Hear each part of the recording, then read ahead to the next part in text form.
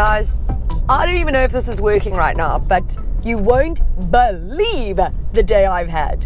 My GoPro, my Hero 8 that I filmed many a video on, died on me. Just died. I've now subsequently heard that Hero 8 not as good.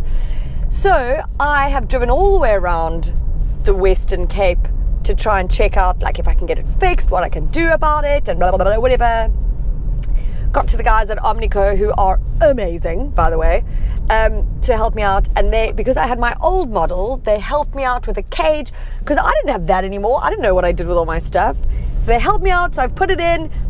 I've got my old adapter for the speaker. I'm like literally going back to old school, which I quite like, I have to tell you, because this was the OG, you know. In fact, the OG was one from China that I bought on some dodgy site. But anyways, here we are. So, oh, dude, hustle. Knees to chest, bruh.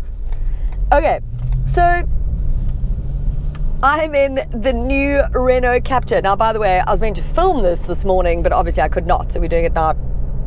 I think the lighting's actually fine. It came out in 2020, but obviously pandemic and, you know, what those other things they're called?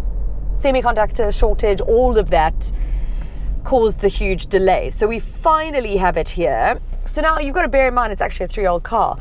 And I mention that because it actually doesn't really feel like that.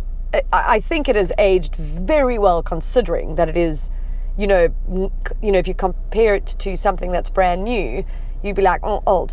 It's got this like 9.3 inch, I think it is, infotainment system, which is very large and in charge here in the middle of the dash. I mean, maybe a bit ODD, but it doesn't really bother me. I actually think it looks quite nice. Like, it's got a few little glitchy things for me, like, well, the Android Auto, and that's actually not anything to do with Renault or anything. It's just that this is still a plug-in, it's not wireless, which is actually better because the wireless ones always drop. So you've got 2 models to choose from. You've got the Intense model, which is what I'm in, and you've got another one. I've got the other one. It's a Zen model. So this has got, like, if you can push your budget to it, I'd get this one. It's just got all the extra features and stuff, specifically safety features. So this got a 5-star rating in the global, the Euro Global NCAP, which is fantastic. It's got a load of safety features, which I really like. What I also like is you can go into this and you can do things like adjust the indicator sound. When you approach the car, it unlocks, and if you walk away, it locks itself. You can turn that off. I'm a bit torn because I like that it locks itself when I walk away, but it's very sensitive. It's very like gung-ho about when I walk towards the car, it unlocks. But in my garage, okay, I park on the one side and it's a bit squishy to get in, okay? So when I walk to the car, it unlocks itself. Now I'm walking around the car. To get into this side, it locks and unlocks about 3 times while I'm doing that. I'm like, oh my gosh, just stay unlocked. I'm right here. Stick with the key, guys. It's all good. So that's annoying, but not anything to really be too upset about. It does have, like, you might hear this every time I put my arm on the center, whatever this arm is, it makes that irritating sound. There's also a bit of like chrome detailing that if you push it like an idiot, don't push the dash and you won't really hear it, except you can a little bit sometimes. So little bits of creaks here and there, but not too bad. It is certainly a little bit more upmarket than the outgoing model. It feels a little bit more premium. Okay, I hear ya. There's someone else in the road, not me. No. Double checking that guy.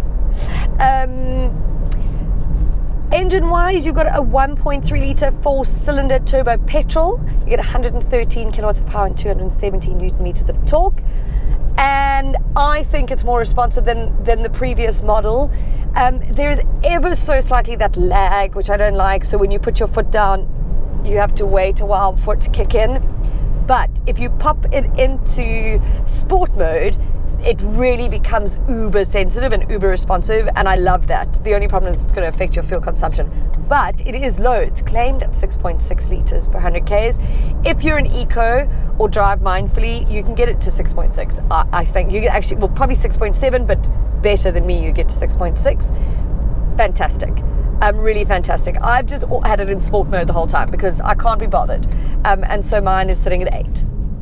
Okay, so that's my fault, not the car. Well, you know, a combined effort, if you will. I don't actually think that there's a car in this segment. So this goes up against like Kia Seltos, Volkswagen T-Cross, Taigo, Opel Mokka, Peugeot 208, Haval Jolian, which is bigger, but it's bigger than everything. This handles so beautifully. It's a far more dynamic car. And when I've popped this into sport mode, I've taken this along to Val Drive and just had the most fun. Like, really had a good time driving this car. It's very comfortable, very smooth. Practically speaking, so you've got a boot of a space of 404 litres, one of the biggest in the segment, and this rear bench at the back here comes all the way forward. Like, obviously, you're not going to have anybody in the back. And with that, it goes up to like 500 and, I don't know, I'm going to say 36. I can't remember the exact number, but that many litres in the boot. Also got like a shelfie thing that you can pop things in. So really a very generous boot. 60-40 split, all very practical.